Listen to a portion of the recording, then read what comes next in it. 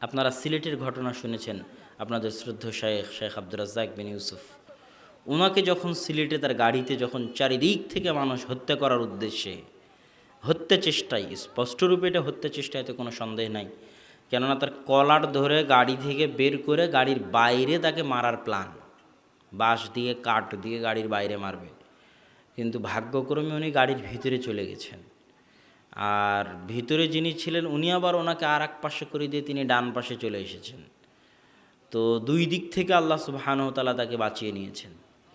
তো অধিকাংশ যে মারগুলো গাড়ির ভিতরেও পড়েছে সেগুলো ডান দিকে যে দিনী ভাই ছিলেন তার গায়ে পড়েছে, সেটাও শেখ আব্দুর রাজ্জাক বিন ইউসুফের গায়ে লাগেনি। কিন্তু তাদের চেহারা, তাদের মারার গতি, তাদের মুখভঙ্গিতে স্পষ্ট ছিল যে তারা হত্যা করার জন্য আসছে। গাড়ির বাইরে পেলে ডাইরেক্ট মাথার উপরে একটা বাড়ি দিত, এটি ছিল তাদের পরিকল্পনা। যেহেতু আশেপাশে কোনো মানুষ ছিল না, মেরে ফেলে দিয়ে চলে যেত। 500 কোটি টাকা 1000 কোটি টাকার মামলা এরাই দিয়েছিল সিলেট এবং সুনামগঞ্জে। তো তখন আব্বু বলতেছে যে আমি বলতেছি লা ইলাহা ইল্লা আনতা সুবহানাকা ইন্নী কুনতু মিনাজ জালিমিন। তো এই দোয়া, এই তাসবিহ রাসূল সাল্লাল্লাহু আলাইহি ওয়াসাল্লামের হাদিসের উপর আমল, যে কেউ যদি বিপদে পড়ে এই তাসবিহ পাঠ করে তো আল্লাহ সুবহানাহু ওয়া তাআলা তাকে সেই বিপদ থেকে কি করবেন? উদ্ধার করবেন। এটা আল্লাহর দায়িত্ব। ইন্নাল্লাহা আলা কুল্লি শাইইন কাদির, আল্লাহ হচ্ছেন সব কিছুর উপর ক্ষমতাবান। তো সম্মানিত উপস্থিতি, আমরা আলোচনা করছিলাম যে রিজিক আল্লাহ সুবহানাহু তাআলার নিকটে চাইতে হবে, এবং আল্লাহর দয়া এবং ভালোবাসার প্রমাণ কোটি টাকার মালিক হওয়া নয়। তাহলে নবী রাসূলগণ, বিশেষ করে ইউসুফ আলাইহিস সালামের যে উদাহরণ আমি দিলাম, তাহলে তার এই অবস্থা হতো না। নবী রাসূলগণ তাহলে জীবনে বিপদ আপদের মুখোমুখি হতেন না। আর আল্লাহ সুবহানাহু ওয়া তাআলা চাওয়া ডাকা পছন্দ করেন, যে ডাকে তাকে তিনি ভালোবাসেন। মুসা আলাইহিস সালাতু ওয়াস সালাম যখন বলছে, আল্লাহ যখন মুসা আলাইহিস সালামকে বলছে যে মুসা ইযহাব ইলা ফিরআউন, যাও ফেরাউনকে দিনের দাওয়াত দাও, তখন মুসা আলাইহিস সালাতু ওয়াস সালাম বলছেন আমার মুখ তোতলা। আপনারা জানেন তো ঘটনা, জানেন না? এবার যখনই আমাদের গতি অনুযায়ী বলি, আমি যদি একটা ছেলেকে বলে যাও আজকে তোমাকে নওগাঁর প্রোগ্রামে যেতে হবে, হাতাস, চলো ভাই আমার কাছে তো টাকা নাই, চলো আচ্ছা ঠিক আছে, পকেট থেকে টাকা বের করে ঠিক আছে তোমাকে টাকা দিলাম, তুমি যাও। তো একটা গাড়ি, আচ্ছা ঠিক আছে আমি কল দিয়ে একটা গাড়ি রেখে দিচ্ছি, তুমি গাড়িতে করে যাও, ঝামেলা শেষ। এভাবেই কিন্তু মানুষ চলে। তো মুসা আলাইহিস সালাম যখন বললো যে আল্লাহ আমার জিহ্বায় সমস্যা, তখন আল্লাহ ডাইরেক্ট বলল ঠিক আছে যাও, তোমার জিহ্বা আমি ভালো করে দিলাম, তুমি যাও দাওয়াতি কাজ করো। এটাই কি হওয়া স্বাভাবিক নয়? আল্লাহ সেটা না করে মুসা আলাইহিস সালামকে শিখাচ্ছে, মুসা বলো। মুসা আমি এমনি কাউকে কিছু দেই না, মুসা বলো রব্বিশরাহ লি সদরি ওয়া ইয়াসসির লি আমরি ওয়াহলুল উকদাতাম মিন লিসানি ইয়াফকাহু কওলি। মুসা চাও, আমি এমনি দেই না। তুমি বলেছো ঠিক আছে, কিন্তু এবার চাইতে হবে। এটা পেতে হলে কি করতে হবে? চাইতে হবে। আমি চাইলে এখনই ঠিক করে দিতে পারি, তুমি বলেছো তোমার জিহ্বার সমস্যা, ঠিক করে দিলাম, কিন্তু এটা আমার গতি নয়। আমার কাছে চাইতে হবে, আমি চাওয়া পছন্দ করি। চাও, বলো রব্বিশরাহ লি সদরি, হে আল্লাহ আমার অন্তরকে প্রশস্ত করে দিন, ওয়ায়াসসির লি আমরি, আমার কাজকে সহজ করে দিন, ওয়াহলুল উকদাতাম মিন লিসানি ইয়াফকাহু কওলি, আমার জিহ্বায় যে সমস্যা আছে, জড়তা আছে, তা দূর করে দিন, ইয়াফকাহু কওলি, যাতে মানুষ আমার কথা বুঝতে পারে। তাহলে আল্লাহ কি চাইলে মুসাকে এমনি দিতে পারতেন না? পারতেন। তখন মুসা আলাইহিস সালাম বলছেন আল্লাহ তাও তো ভয় লাগে, আমার সাথে যদি কেউ থাকতো ভালো হতো। বলছে ঠিক আছে, তাহলে তোমার ভাই হারুন তোমার পরামর্শদাতা হিসেবে তোমার সাথে দিয়ে দিলাম। সব দাবি দাওয়া যখন আল্লাহ পূরণ করে দিলেন মুসা আলাইহিস সালাতু ওয়াস সালামের, তখন আল্লাহ বলছেন ওয়ালা তানিয়া ফি যিকরি, মুসা তোমার সব দাবি পূরণ করে দিলাম, তোমার জিহ্বা ঠিক করে দিলাম, ভাইকে দিলাম, লাঠি দিলাম, হাতের মোজেজা দিলাম, এবার যাবা ফেরাউনের কাছে দাওয়াতি কাজ করবা। তবে একটা জিনিস মনে রাখিও, আমাকে ডাকতে যদি ভুলে যাও তাহলে কোনো কিছুই আর ঠিক থাকবে না। সারা রাস্তায় যতক্ষণ মনে পড়বে ততক্ষণ কাকে ডাকতে হবে? আল্লাহকে ডাকতে হবে। তো নবীকে যদি আল্লাহকে ডাকতে হয়, তাহলে আমরা এমন কোন লাট সাহেব হয়ে গেলাম যে আল্লাহকে ডাকা লাগে না? হ্যাঁ, কি বলেন? আল্লাহকে না ডাকা হচ্ছে অহংকার। আল্লাহকে না ডাকা কি অহংকার। আর আল্লাহকে ডাকা হচ্ছে আল্লাহর সামনে ছোট হওয়া, নত হওয়া। আর আল্লাহর কাছে সবচেয়ে পছন্দ মানুষের এই ছোট হওয়াটা। আর মানুষের এই অহংকারটা আল্লাহর কাছে এত অপছন্দ, বলছে আল কিবরিয়া ও হৃদাই, অহংকার আমার চাদর, যে আমার চাদর নিয়ে ছিনিমিনি খেলবে ওকে আমি ছাড় দিব না। অহংকার করা একমাত্র কার জন্য মানায়? আল্লাহর জন্য মানায়। তো আল্লাহর কাছে না চাওয়াটা হচ্ছে অহংকার। অহংকার এমন এক জিনিস যে ইবাদত করে মানুষ জাহান্নামে চলে যাবে অহংকারের কারণে। আর নত হওয়াটা এমন এক জিনিস যে গুনাহ করে জান্নাতে চলে যাবে নত হওয়ার কারণে। আবার বুঝেন, ইবাদত করে কোথায় চলে গেল, আর গুনাহ করে কোথায় গেল? ইবনুল কাইয়িম তার বইয়ের মধ্যে লিখছেন। তো মানুষজন জিজ্ঞেস করছে কিভাবে, কেমনে সম্ভব যে ইবাদত করে জাহান্নামে আর গুনাহ করে জান্নাতে? ইবনুল কাইয়িম রাহিমাহুল্লাহ লিখছেন, কারো ইবাদত, কারো তাহাজ্জুদ, কারো কোরআন তেলাওয়াত, তার অন্তরে যদি এই অহংকার দেয় যে সে কি না হয়ে গেছে। কথা বুঝতে পারেননি? আরে আমি তাহাজ্জুদ গুজার মানুষ, ওই তো বেদাতি মুশরিক, ওই তো ইবলিস, ওই তো মানুষ গালিগালাজ করে না, গালিগালাজ করে। ইবলিস, বেদাতি, মুশরিক, শয়তান, নিজেকে বিশেষ করে অনেক সময় আহলে হাদিসরাও দেখবেন এই ভয়ঙ্কর এক দোষে দূষিত। আহলে হাদিস হয়ে গেছে মানে জান্নাত আমার নানির বাড়ি, হ্যাঁ। আর হিন্দু জান্নাতে চলে গেলেও হানাফি জান্নাতে যাবে না। আর আমি হচ্ছে সহিহ আকীদার, আর তুই মুশরিক, তুই বেদাতি, তুই ইবলিস। এটা যদি অন্তরে একবার অহংকার দেয় তাহলে এই অহংকার জাহান্নামে নিয়ে চলে যাবে। এটা আল্লাহর দয়াকে সীমাবদ্ধ করা। আর অহংকার আসতে পারে, অমুক গুনাহগার, অমুক খারাপ কাজ করতেছে, তাকে আপনি ছোট মনে করলেন, নত মনে করলেন, হীন তুচ্ছ মনে করলেন। আর আপনি তাহাজ্জুদ গুজার, 5 ওয়াক্ত নামাজি, হাজি সাহেব, এটা আপনার অহংকার চলে আসলো। তো এই হজ, এই সালাত, এই তাহাজ্জুদের অহংকার আপনাকে কোথায় নিয়ে যাবে? জাহান্নামে। আর ওই যে গুনাহ করেছে, যে গুনাহ করেছে, যাকে আপনি গুনাহের কারণে ছোট মনে করেছেন, তুচ্ছ মনে করেছেন, ওর গুনাহ ওর কাছে এত বড় বোঝা হয়ে গেছে যে ও আল্লাহর সামনে নত হয়ে কাঁদতে কাঁদতে রব্বানা যালামনা আনফুসানা ওয়া ইল্লাম তাগফির লানা ওয়া তারহামনা লানাকুনান্না মিনাল খাসিরিন। আল্লাহ মাফ করে দাও, নিজের উপর অত্যাচার করেছি, তুমি যদি মাফ না করো কেউ মাফ করতে পারবে না। আল্লাহুম্মা আনতা রাব্বি লা ইলাহা ইল্লা আনতা খালাকতানি, হে আল্লাহ আপনি আমার প্রতিপালক, আপনি সেই সত্তা যিনি আমাকে সৃষ্টি করেছেন। ওয়ানা আব্দুকা ওয়ানা আলা আহদিকা, আমি আপনার বান্দা, আমি আপনার ওয়াদার উপর ছিলাম যত দূর আমার সাধ্য ছিল। আমি আমার উপর আপনার দয়ার স্বীকার করতেছি, আমার উপর যে আপনার দয়া আছে এটা স্বীকার করতেছি। আমি আমার গুনাহ স্বীকার করতেছি, তবে আমি এতটুকু জানি আমার গুনাহ দুনিয়াতে কেউ ক্ষমা করতে পারবে না। কে ছাড়া? আপনি ছাড়া। সে যখন আল্লাহর সামনে এইভাবে কাঁদে নত হয়ে, রাতের অন্ধকারে দরজা বন্ধ করে দিয়ে, তার এই 2 চোখের পানির আল্লাহর কাছে এত মূল্য যে গুনাহকে আল্লাহ, যে গুনাহ করার পর ও ছোট হয়ে নত হয়ে আল্লাহর সামনে কাঁদতেছে, তার এই নত হওয়া, ছোট হওয়া আল্লাহর কাছে এত ভালো লাগে যে ওর ওই গুনাহকে আল্লাহ নেকিতে পরিণত করে দেন, তারপরে ওকে জান্নাতে দিয়ে দেন। আল্লাহু আকবার। এই জন্য কোনো সময় খবরদার আল্লাহর দয়া এবং রহমতকে ছোট করে নিজের ভিতরে অহংকার আনবেন না। সবসময় আল্লাহর সামনে কি থাকতে হবে? একটা কথা মনে রাখবেন, কেউ নিজের আমল দিয়ে জান্নাতে যেতে পারবে না। কেউ নিজের আমল দিয়ে জান্নাতে যেতে পারবে না। জান্নাতে যাওয়ার জন্য কি লাগবে? আল্লাহর দয়া লাগবে। পৃথিবীতে এমন কেউ নাই যে আমলের জোরে জান্নাতে যেতে পারবে। একটা গুনাহ আপনাকে আটকানোর জন্য যথেষ্ট। আল্লাহর দয়া, আল্লাহর নিয়ামত আপনার উপর এত বেশি যে আপনি একটা গুনাহের উত্তর দিয়ে নিজেকে জান্নাতের জন্য হকদার প্রমাণ করতে পারবেন না, পারবেন না। আপনার উপর আল্লাহর দয়া এবং রহমত এত বেশি যে ওই দয়া ও রহমতের বেশির সামনে এই একটা ছোট্ট গুনাহ পুরো দয়া রহমতকে বিষ করে দিবে।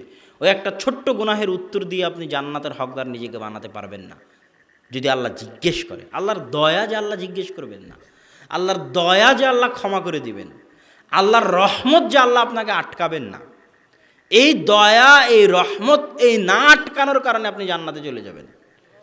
নিজের আমলের জোরে কেউ জান্নাতে যেতে পারবে না, আল্লাহর দয়ায় যেতে হবে। অতএব নিজের আমল নিয়ে যেন আমরা কোনো সময় নিজেদের মধ্যে অহংকার গর্ব না করি। আর গুনাহ নিয়েও যেন হাসি ঠাট্টা না করি। গুনাহ নিয়ে হাসি ঠাট্টা আল্লাহর কাছে আর একটা ভয়ঙ্কর আত্মমর্যাদায় আঘাত, আল্লাহর আত্মসম্মানে আঘাত। কে কার সাথে প্রেম করে, সেটা এসে গল্প করতেছে আর হাসতেছে। কে কোন মেয়ের সাথে খারাপ কাজ করেছে সেটা এসে গল্প করতেছে আর হাসতেছে। এই গল্প, এই হাসিটা আল্লাহর কিসে আঘাত বলেন তো? আত্মমর্যাদায় আঘাত, আত্মসম্মানে আঘাত। গুনাহ করেছো, গোপন রাখো। গুনাহ করে কি করতে হবে বলেন তো? গোপন রাখতে হবে।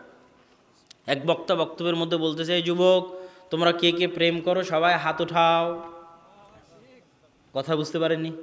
তাহলে সেই বক্তা এই প্রেম করার মতো ভয়াবহ গুনাহকে কি করলো? হালকা বানালো। কি করলো? হালকা বানালো। আর সব যুবক হাত উত্তোলন করে আল্লাহর আত্মসম্মান, আল্লাহর আত্মমর্যাদায় আঘাত করলো। আল্লাহ চান না যে কোনো গুনাহের কথা প্রকাশ্যে মানুষ বলার সাহস করুক। গুনাহ যদি হয়ও তো কি যেন থাকে? গোপন থাকে। গুনাহের গোপনীয়তা রক্ষা করা ইসলামে এত জরুরি, এত জরুরি, এত জরুরি যে আল্লাহর রাসূলের নিকট কেউ জেনা করে এসে ক্ষমা চাইলে, তার উপর জেনার হুকুম আরোপ করা চাইলে আল্লাহর রাসূল সহজে স্বীকার করতেন না, সহজে মানতেন না। আরে এই মনে হয় পাগল, মিথ্যা বলছে, একে সরো তো। এই তুমি আমাদের সাথে সালাত আদায় করেছো না, সব তোমার গুনাহ ক্ষমা কি, তুমি সরো। কেন? ও যখনই জিনিসটা প্রচার হবে, যখনই ওটার হুকুম বাস্তবায়ন হতে যাবে, তখন গোটা সমাজ জানবে যে অমুক মানুষটা জেনা করেছে। তখন এই যে জেনার গুনাহ গোটা সমাজে প্রচারিত হবে। প্রত্যেক দিন যখন পত্রিকায় পড়বেন যে ওখানে ধর্ষণ হচ্ছে, তো ওই যুবক ধর্ষণ পড়তে পড়তে মনে করবে যে সারা বাংলাদেশের সবাই তো ধর্ষণ করে, তা আমি করলে সমস্যা কি? কথা কি বুঝতে পারেননি মনে হয় আমার? এটা হচ্ছে গুনাহ যখন প্রকাশ্যে আসে তখন এটা ক্ষতি। ওই নিউজটাও মানুষকে ধর্ষক তৈরি করে। নিউজটাও মানুষকে কি তৈরি করে? ধর্ষক তৈরি করে। যে কেউ তো ধর্ষণ করতে বাকি নাই, প্রত্যেক দিনই তো 50-60টা ধর্ষণ, তা আমার করলে সমস্যা কি? তাহলে ওই জিনিসটা কি হয়ে গেল? হালকা হয়ে গেল। এই জন্য আল্লাহ রাসূলের আল্লাহ আমি জেনা করেছি, এই ওই মনে হয় পাগল, এর মুখে মনে মদের গন্ধ আছে, সরাবাকে। আল্লাহ রাসূল চান না যে ওই জিনিসটা প্রকাশ্যে আসুক। সম্মানিত উপস্থিতি, আমরা আলোচনা করছিলাম রিজিক। তো রিজিকের পিছনে যদি আমরা হালাল হারাম বাস বিচার করে না ছুটি, তাহলে এটা হলো এই অবস্থা। এবার আসি পরের পয়েন্ট, রিজিক কার হাতে? এটা কি মুখের কথা না অন্তরের বিশ্বাস? অন্তরের বিশ্বাস কখন বোঝা যাবে জানেন? যারা যারা বলতেছেন যে অন্তরের বিশ্বাস রিজিকের মালিক আল্লাহ, তারা কেউ যদি একটা টাকা হারাম উপায়ে ইনকাম করার চেষ্টা করেছেন, করবেন, করছেন মর্মে পরিকল্পনা করেছেন, এরা সবাই নিজ নিজ দাবিতে মিথ্যুক। এরা সবাই নিজ নিজ দাবিতে কি মিথ্যুক? রাহা মিথ্যা, মিথ্যা কথা বলার কি দরকার? আপনি কেন বলতে গেলেন যে আল্লাহ রিজিকের মালিক, অথচ আপনি হারামের সাথে জড়িত আছেন, হারাম উপায়ে ইনকাম করতেছেন। আপনি তো এই ভয়ে হারামের রাস্তায় গেছেন, না ছাড়লে কোত্থেকে খেতে পাবেন, তাই না? ব্যাংকে আপনি জড়িত আছেন তো এই ভয়ে যে না হলে কোত্থেকে খেতে পাবো। সুদের কারবার করতেছেন তো এই জন্যই যে না হলে কোথায় থেকে খেতে পাবো। তার মানে আপনি আপনার দাবিতে কি বলেন তো, জোরে বলেন? মিথ্যুক। এবার আসেন, আসলেই যে রিজিকের মালিক আল্লাহ, তার একটা আয়াত তো পড়েছে, ওমা মিন দাব্বাতিন ফিল আরদি ইল্লা আলাল্লাহি রিজকুহা। আর একটা হাদিসে কুদসি, রাসূল সাল্লাল্লাহু আলাইহি ওয়াসাল্লাম বলছেন, আল্লাহ বলেন, কে বলেন? আল্লাহ বলেন, বিসমিল্লাহ, ইয়া বানি আদম, আলহামদুলিল্লাহ, হে আদম সন্তান, কুল্লুকুম যায়, তোমরা সবাই ক্ষুধার্ত। আজকের পৃথিবীতে যত কোটি মানুষ আছে সবাই কি বলেন তো? ক্ষুধার্ত। তারপরে আল্লাহর বাক্য, ইল্লা মান আতআমতু, খেতে পেয়েছে ওই যাকে আল্লাহ আমি খেতে দিয়েছি। আল্লাহু আকবার। আজকে সারা পৃথিবীতে যতজন খেতে পেয়েছে ওদেরকে কে খেতে দিয়েছে? এটা আল্লাহর নিজের ওয়াদা। তারপরের বাক্যে আল্লাহ বলছেন, শোনো, ফাস্তাতিমুনি উতিমুকুম, তোমরা খেতে চাও আমার কাছে, আমি তোমাদেরকে খেতে দিব। আল্লাহু আকবার। কার কাছে খাবার চাইতে হবে? আল্লাহর কাছে। আর এক হাদিসে রাসূল সাল্লাল্লাহু আলাইহি ওয়াসাল্লাম বলছেন, আল্লাহ বলেন, ইয়া বানি আদম, হে আদম সন্তান, লাউ আন্না আউয়ালাকুম ওয়া আখিরাকুম ওয়া ইনসাকুম ওয়া জিন্নাকুম, তোমাদের প্রথম ব্যক্তি, তোমাদের শেষ ব্যক্তি, জিনের প্রথম, জিনের শেষ, মানুষের প্রথম আদম, মানুষের শেষ কিয়ামত পর্যন্ত সবাই, ইনসাকুম ওয়া জিন্নাকুম, খোলা মাঠে। এই যেমন আজকের এই মধ্য আকাশের এই মাঠে এতগুলো মানুষ জমা হয়েছে, তো এরকম বিশাল খোলা মাঠে একসাথে আদম থেকে নিয়ে কিয়ামত পর্যন্ত সব মানুষ জমা হও, জিনের শুরু থেকে শেষ পর্যন্ত সব মানুষ জমা হও। তারপরে যার যা চাওয়ার আছে ফাসা আলু মাসআলাতাহুম, সবাই চাও একবারে একসাথে একই মাঠে। আমার 100 কোটি টাকা চাই, আমার 100 তলা বাড়ি চাই, আমার একটা গাড়ি চাই মার্সিডিজ বেঞ্জের, আমার এরকম সুন্দরী নারী চাই, আমার এত বিঘা জমি চাই, যার যা চাওয়ার সবার চাওয়া এক মাঠে একই সাথে আমি আল্লাহ যদি পূরণ করে দিই, দিতে পারবো, যদি পূরণ করে দিই, মা নাকাসা মিম্মা ইনদি, আমার নিকটে যা আছে তা থেকে ততটুকুও কমতি সৃষ্টি হবে না।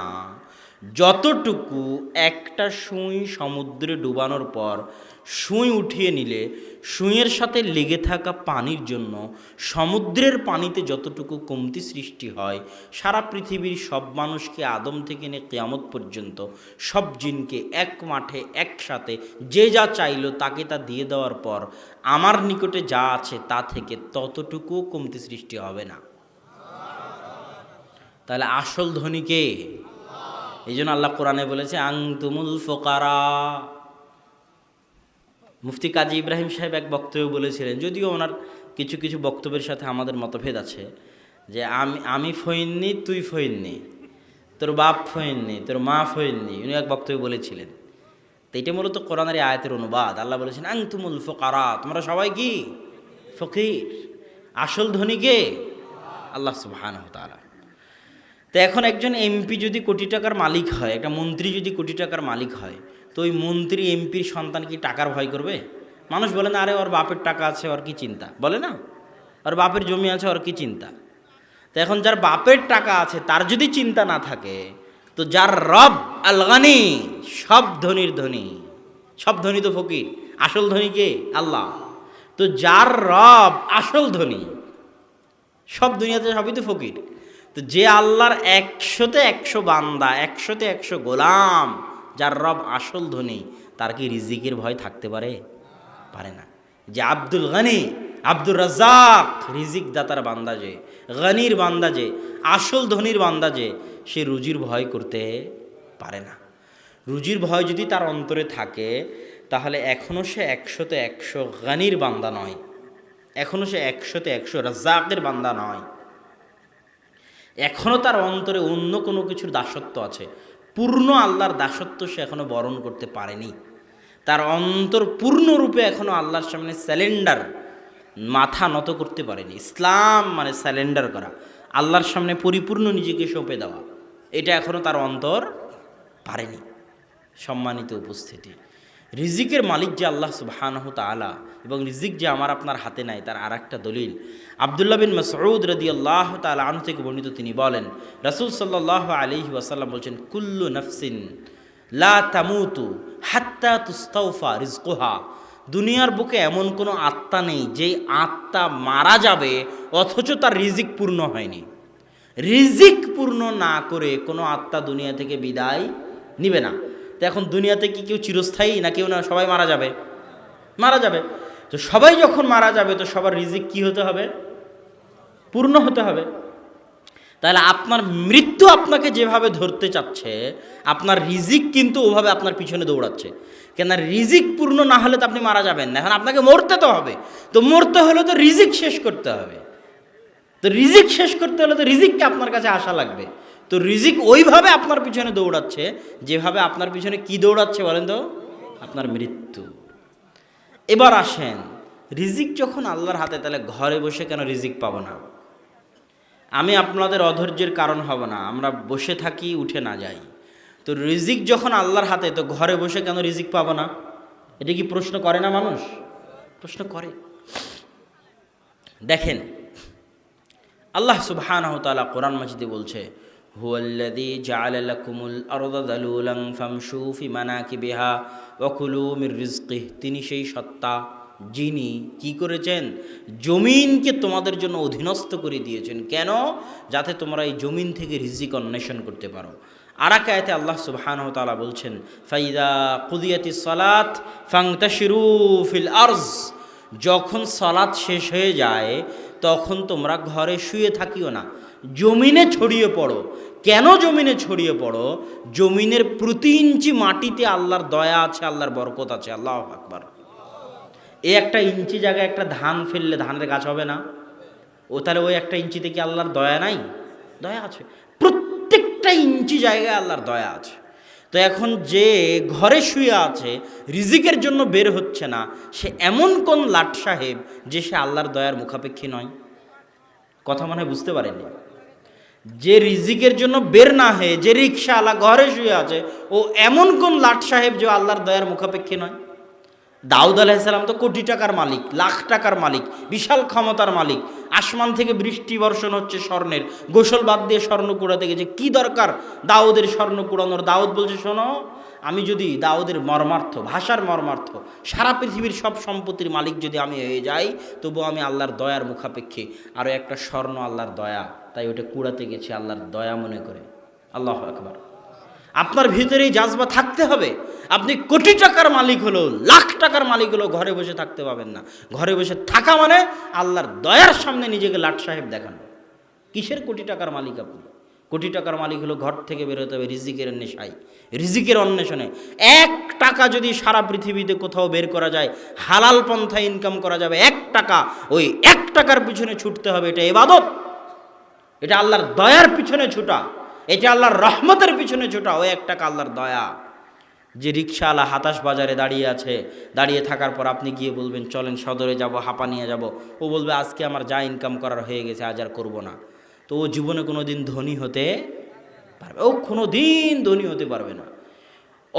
ও ধনী হওয়া ডিজার্ভ করে না। ধনী সে হতে পারবে 1 টাকা হালাল উপায়ে উপার্জন করার পথ থাকলে ওটা আল্লাহর দয়া মনে করে ওর পিছনে ছুটতে পারে, যে ধনী হওয়া তার জন্য মানায়। আর ধনী হওয়ার পর ধনী হয়ে টিকে থাকতে পারে ও, যে ধনী হওয়ার পরেও আল্লাহর দয়ার মূল্য দেয়। ধনী হয়ে গেছে, তখন বউ চাউল ধুতে গিয়ে যা চাউল পড়ে গেছে সব ফেলে দিয়েছে, ওটা আর উঠিয়ে নেয়নি। তো ওই একটা চাউল কার দয়া বলেন তো? আল্লাহর দয়া। ওই একটা ভাত কার দয়া? আল্লাহর দয়া। ও আর ধনী থাকবে না। ওর বউ যে চাউল ফেলে দিয়েছে না, ওর ছেলে মেয়ে খেতে বসে ভাত ফেলে দিয়েছে না, উঠিয়ে খায়নি না, কথা বুঝতে পারেননি? খাদ্যদ্রব্যকে অবহেলা করেছে, ধনী হয়ে গেছে এই জন্য। ওই খাদ্যদ্রব্য কার দয়া? আল্লাহর দয়া। ও পরিবারে আর টাকা থাকবে না, ও শেষ হয়ে গেছে। হয় ও গরিব হয়ে যাবে, না হয় ওর ছেলে গরিব হয়ে যাবে, না হয় ওর পৌত্র গরিব হয়ে যাবে। ওই পরিবার থেকে টাকা বের হয়ে পালাবেই পালাবে। তাহলে ধনী হওয়ার পর ধনী টিকিয়ে রাখার সবচেয়ে বড় মাধ্যম হচ্ছে আল্লাহর ছোট থেকে ছোট দয়াকে মূল্যায়ন করা। যে আজকে পৃথিবীতে বড় ধনী, Bill Gates, Mukesh Ambani, Jack Ma, সবার জীবনী পড়ে দেখেন, এরা আল্লাহর দয়াকে মূল্যায়ন করে। আপনার মতো সকালবেলা ঘুমিয়ে থাকে না, এরা সব ভোর 4টে, 5টা, 6টার মধ্যে ঘুম থেকে উঠে যায়। এখনও গুগলে সার্চ দিলে আপনি পাবেন যে এরা ভোরে কয়টায় ওঠে। কেন? এরা আল্লাহর দয়াকে মূল্যায়ন করা জানে। আর যে আল্লাহর দয়াকে মূল্যায়ন করবে, ও কাফের হলেও আল্লাহ দুনিয়াতে ওর প্রতিদান দিবে, পরকালে যাই থাক। পরকালের ফায়সালা তো ইমানের উপর। আর ও সকাল 9টা 10টা পর্যন্ত ঘুমিয়ে আছে, ও ধনী হবে? ও কোন লাট সাহেব যে ঘুমিয়ে থাকলো আল্লাহর দয়াকে ফেলে রেখে, আল্লাহর রহমতকে ফেলে রেখে ও ধনী হবে? আর ভাগ্যে ধনী লেখা থাকবে? অসম্ভব। সারা পৃথিবীতে যে যারা ধনী হয়েছে, ওরা প্রত্যেকটা মিনিটকে, প্রত্যেকটা সেকেন্ডকে, এক একটা টাকা যেটা হালাল উপায়ে ইনকাম করা যাবে ওটাকে মূল্যায়ন করেছে, এই জন্য ধনী হয়েছে। ও যুবক বলে যায় মাস্টার্স পাস করে বেকার বসে আছে। আরে একটা বাদাম, এক ঝাঁকি বাদাম বাজারে নিয়ে দাঁড়ালে যদি 100 টাকা ইনকাম হয়, ওই 100 টাকা কার দয়া? তো তুই কোন লাট সাহেব হয়ে গেছিস যে 100 টাকার পিছনে ছুটতে পারিস না? ঘরে বসে শুয়ে থাকিস আর মাস্টার্স পাস করে বলে আমি বেকার বসে আছি। ও তো অহংকারী, ওর ভাগ্যের জীবনে ধনী হওয়া নাই। আরে বাজারে একটা চকলেট বিক্রি করলেই তো টাকা হয়, ভ্যান নিয়ে বাজারে বের হলেই তো টাকা হয়। তো ওই ভ্যান নিয়ে বাজারে বের হলে যে টাকাটা হবে, ওই টাকাটা কার দয়া? তো তুই কোন লাট সাহেব যে মাস্টার্স পাশে ঘরে বসে আছিস, বলছি আমি বেকার?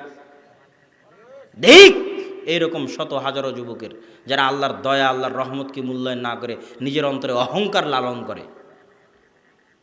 সম্মানিত উপস্থিতি, রিজিকের একটাই রাস্তা, রিজিক বৃদ্ধির একটাই রাস্তা, আল্লাহর দয়া মনে করে জান প্রাণ লাগিয়ে কোথায় থেকে একটা হালাল টাকা পাওয়া যাবে ওর পিছনে ছুটতে হবে।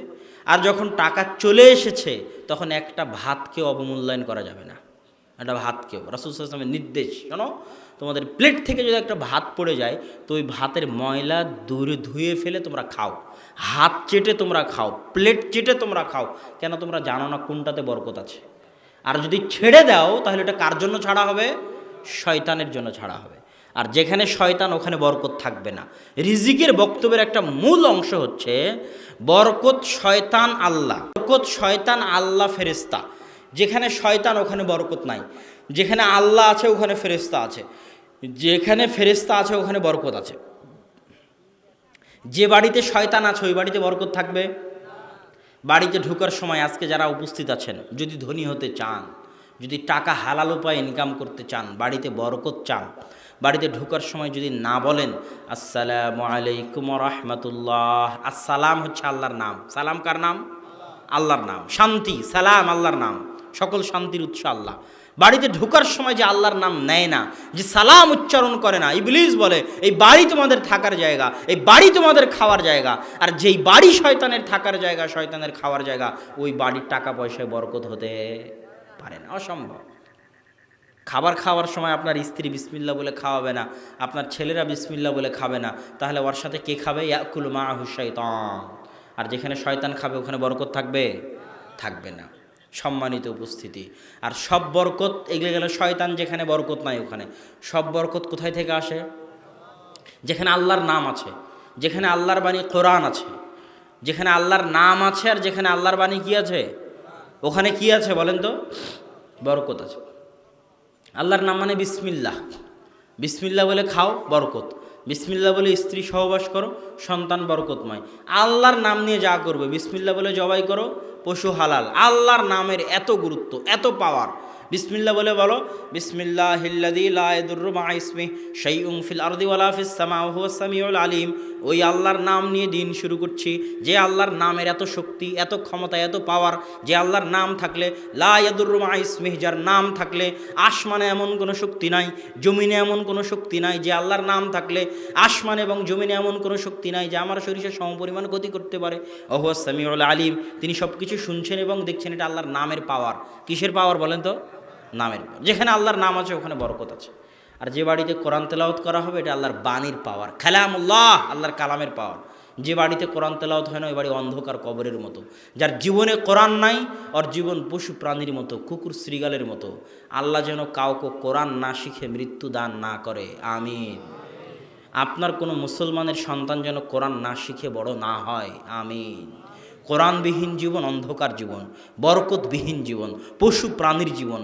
কোরআনবিহীন বাড়ি অন্ধকার বাড়ি, বরকতবিহীন বাড়ি। ওই বাড়িতে শান্তি থাকবে না।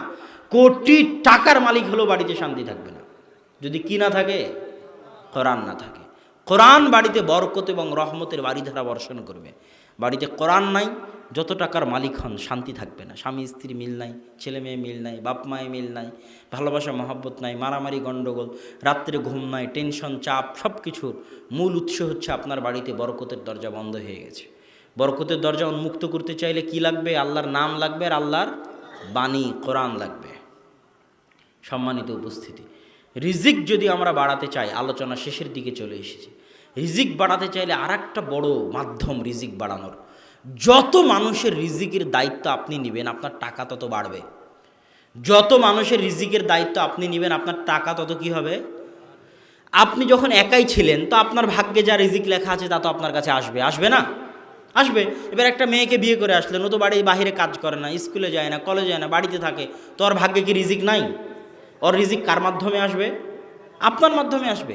তো আপনার টাকা বাড়বে না বাড়বে না বলেন তো? 100 বার বাড়বে। একটা সন্তান যখন হলো তো ওর ভাগ্যে কি রিজিক নাই? ওর রিজিকের দায়িত্ব কার? একটু আমার সাথে কথা বলতে হবে। পৃথিবী চালায় কে? মানুষ কার বান্দা? তাহলে যে পৃথিবী চালায় তার বান্দাদের খাওয়ানোর দায়িত্ব কি তার নয়? তার। না হলে তো আল্লাহ অযোগ্য পরিচালক, নাউজুবিল্লাহ, অসচেতন পরিচালক। তাহলে জমিন আল্লাহর, সৃষ্টিকর্তা আল্লাহ, আমরা বান্দা আল্লাহর, তাহলে আমাদের খাওয়াবে কে? আল্লাহ। আল্লাহ বলছেন লা তাকতুলু আওলাদাকুম খাশিয়াতা ইমলাক, দারিদ্রতার ভয়ে তোমরা সন্তানকে হত্যা করিও না। শোনো, নাহনু নারযুকুকুম ওয়া ইয়াহুম, তোকেও খাওয়াই আমি, তোর রিজিকের মালিকও আমি, তোর সন্তানকেও খাওয়াবো আমি। কেননা দুনিয়ার মালিক আমি, দুনিয়ার মালিক তো আর তুই না। দুনিয়ার মালিক কি মানুষ নাকি? হ্যাঁ, ওই যে সন্তান, ওই সন্তানের মালিক আপনি নাকি? এই কত আজমির, কত শাহজালাল, কত ডাক্তার বেঙ্গলোর মুম্বাই, সন্তান দেওয়ার ক্ষমতা কোনো ডাক্তারের আছে? আপনার আছে সন্তান নেওয়ার ক্ষমতা?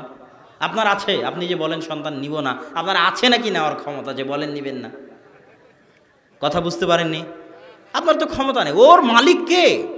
আপনি তোর মালিক না, তাহলে তোকেও খাওয়াই আমি, তোর সন্তানকেও খাওয়াবো আমি, কেন না মালিক আমি, পৃথিবী চালাই আমি বুঝবো কেমনে খাওয়ানো লাগবে, এটা তোর দায়িত্ব নয়। অতএব দারিদ্রতার কারণে সন্তান নিও না, সন্তান নেওয়া বন্ধ করিও না, সন্তান নেও, টাকা বাড়িয়ে দেবো আমি, এটা হবেই হবে, বাড়বেই বাড়বে, অবশ্যই বাড়বে। আজ না বাড়লে কাল বাড়বে, কাল না বাড়লে পরশু বাড়বে, পরশু না বাড়লে তার পরের দিন বাড়বে, আপনার জীবদ্দশায় না বাড়লে আপনার সন্তানদের হায়াতে বাড়বে।